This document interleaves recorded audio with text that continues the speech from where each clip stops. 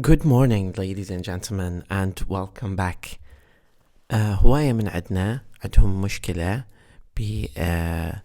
بكيفية تدريب على المحادثة بدون وجود مدرب. حقيقة العملية تتطلب فقط ويب سايت 2.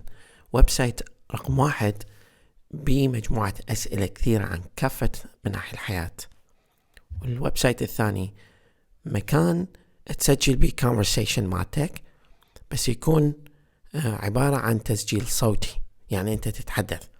هذا الويب سايت الأول اسمه eslj.org. أنا أستعمله يعني عادة من أحتاج نتحدث على فد مواضيع لها علاقة بالسبيكينج، بهواية مواضيع مثل اللي تشوفوها حاليا هنا. الويب سايت الثاني خلينا نشوف مثلا أسئلة من هذا الويب سايت. خليني ناخذ مثال بسيط جدا اللي هو مثلا home. can you describe each room of your house؟ خلينا ناخذ أول 3 أسئلة منها، بعدين نروح على الويب سايت الثاني اللي هو speechnotes.co. هذا يحول المحادثة الخاصة بك إلى تسجيل صوتي، يحول المحادثة مالتك إلى تسجيل كتابي.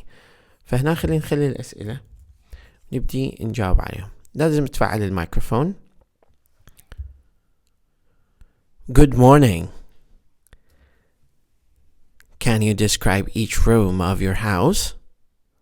New line. من هنا من أقول new line راح أشوف واحد يبدي يتحدث يكتب لي بالإنجليزي، فبس لا تهتم هذا. بس أنا من أقول new line يعني راح يعبر لي عن خطة ثانية. فخلي هنا نتحدث. Well, I have 3 rooms in my house.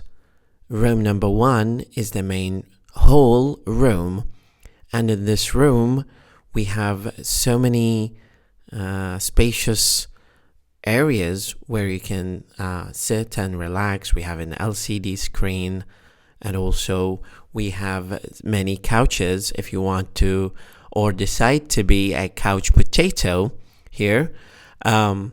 So the idea is that every one single room of the house is dedicated for a particular purpose.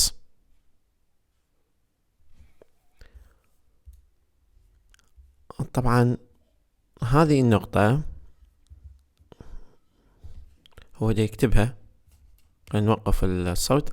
هذه أنا اللي أنت حكيت بالعربي، البقية لا واضحة، بس بعض من عندها مو دقيق. فهذا حتى تسوي practice conversation يومية. تدخل على الويب سايت، لازم يكون بي consistency.